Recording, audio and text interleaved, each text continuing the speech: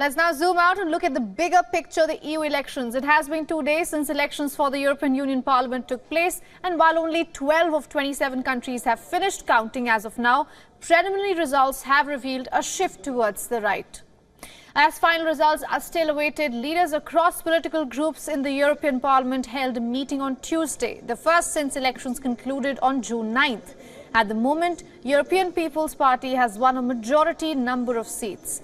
This, however, is not the final tally. The EPP is an umbrella alliance of over 83 political parties across countries.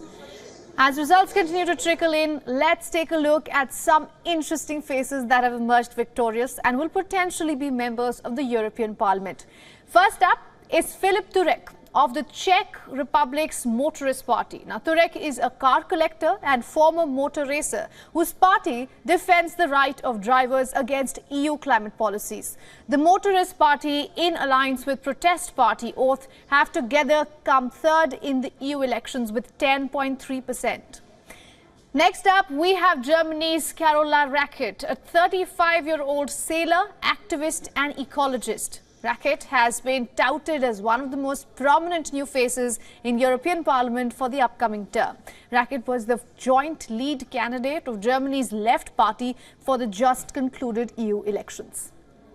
Third on the line is Italian Army General Roberto Vannucci. The former paratrooper commander stirred up a controversy just last year after he published a book that belittled members of the LGBTQ+ community, migrants, minorities and feminists. His opinion, however, earned him a place in the far-right political circles of Italy and paved the way for him becoming right-wing populist party, the League's candidate.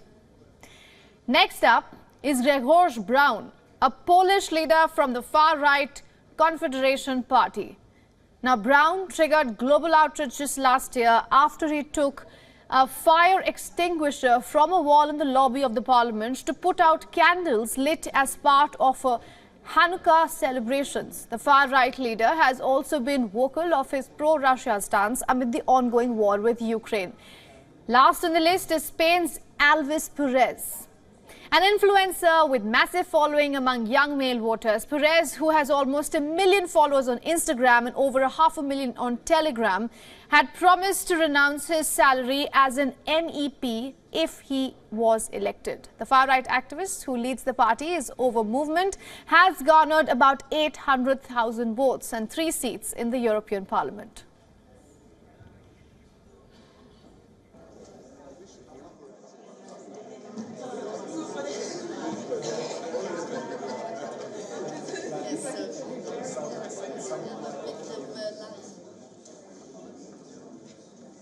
This is our last formal Conference of Presidents meeting.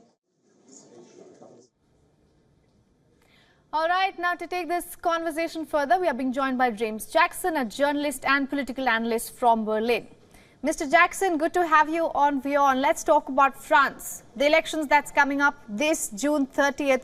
Do you think it's a referendum on Emmanuel Macron or more of a referendum on the voters who are seeming to be turning right this time in the European Union? I think what this is really is doubling down and quite a dangerous gamble for Emmanuel Macron, who perhaps wants to make it a gamble on a referendum on democracy and on the French firewall against the far right. But I think it may turn out to be a vote on Emmanuel Macron himself with low approval ratings. I think this is, many analysts are saying this is very dangerous and not a very good idea at all. Since you say it's not a good idea, then why is Macron pushing for it? If you look to France's southern neighbour, Spain, what happened? Pedro Sanchez called an early election, the Prime Minister of Spain, when the right wing were ahead in the polls. But Sanchez is a relatively popular incumbent, although he's had some scandals and some difficulties with legislature. And he managed to win that. He ran a very successful campaign against quite a weak leader, Feijó. So I think he saw Sanchez's luck. He's decided to effectively call the bluff of the electorate, who have voted for the far right, almost over 30% of them, voted for the Rassemblement National of Marine Le Pen. So he seems to have think that they're not going to do that in a legislative election, or perhaps he's happy to lose seats in the legislature to the far right to prove that they're not ready for government, because Le Pen's protege, Jordan Bardella, is quite seen as by Macron's team as quite an extreme figure, but actually a lot of people in France seem to like him. So I think it's really a big gamble by Macron, who thinks that the centre will hold and France's democracy will win out against the far right. But it's entirely possible that France's voters want the far right and that this is going to be an opportunity. So, some people, I'm joining you from Berlin, and some people have compared this even to Hindenburg's move in 1932 to let the far right National Socialists into power, to sort of see what they're like in government, to moderate them a bit. But you never know what's going to happen. We don't know what's going to happen with this election. We don't know what's going to happen if the far right get into power.